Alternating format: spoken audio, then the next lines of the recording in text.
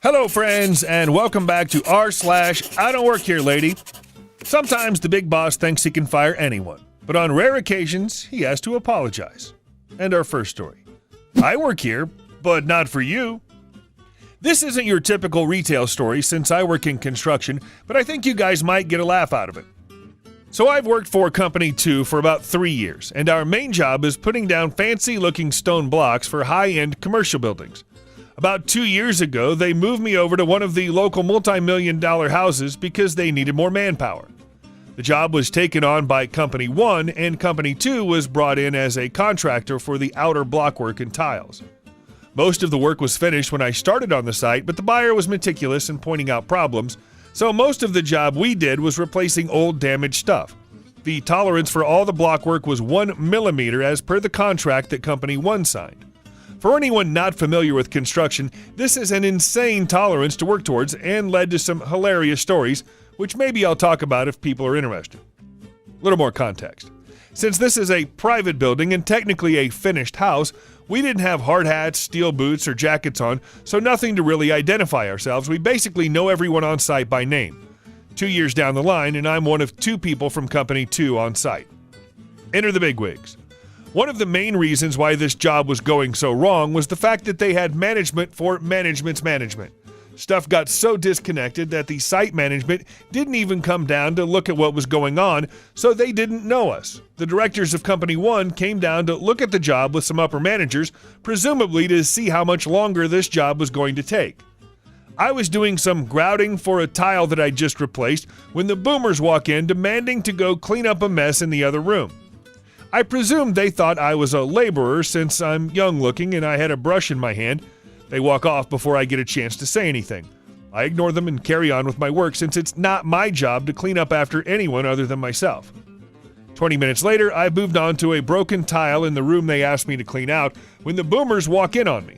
They straight look at me for 5 seconds, open-mouthed, while I move their equipment from one side of the room to the other. This is where the fun begins. UM, upper managers, DD, D-bag director, SS, crappy supervisor, SM, site manager, and me is me.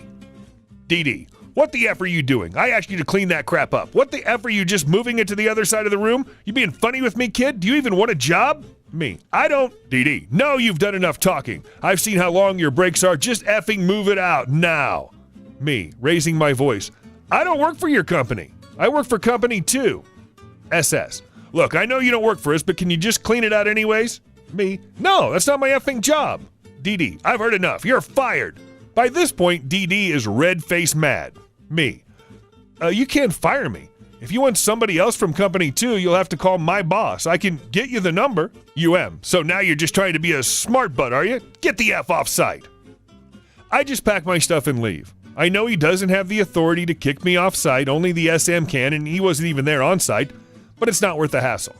All the while, DD is berating me on how I'm a terrible laborer. I'm packing up my tools, and he stops me from leaving, accusing me of stealing.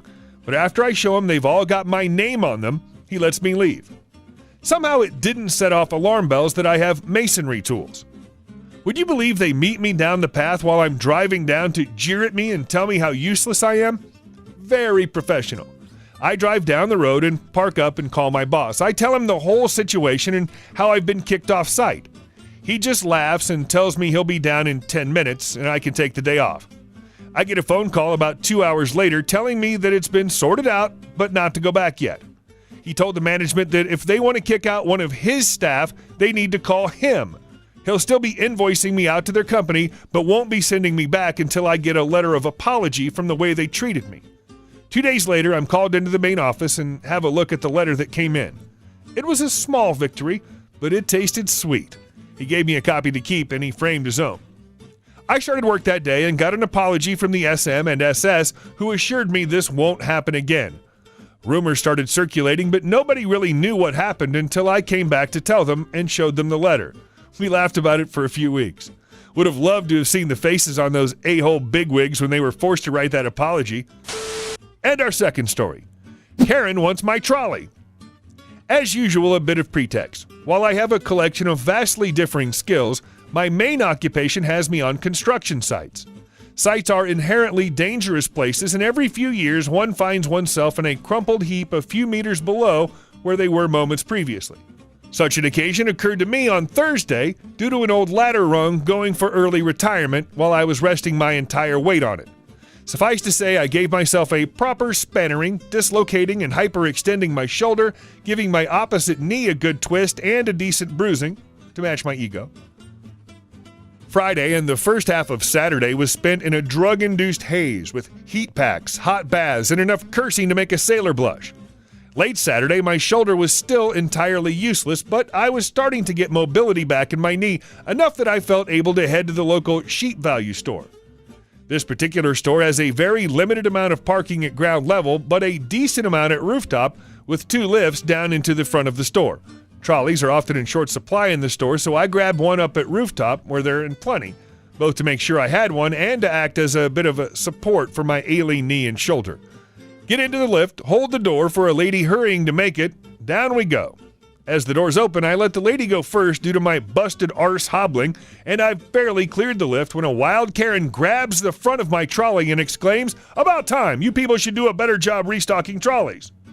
Her condescending expression gathering a hint of confusion about the eyes, much like storm clouds gathering when I don't immediately let go of the trolley. Now, I'm a small guy. I'm 105 kilograms and 6'2", heavily bearded. I'm wearing jeans, sneakers, and a pale blue t-shirt with a small girl kneeling in prayer and a text that says, "May they all burn in hell." Fairly distinctly removed from the staff uniform of green vest, light gray shirt, and dark gray trousers.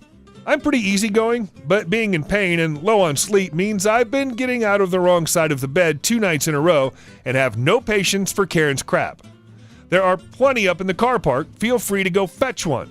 Karen's eyes nearly bug out of her head as she jerks on the trolley while inhaling sharply to feed me some line about her privilege, no doubt.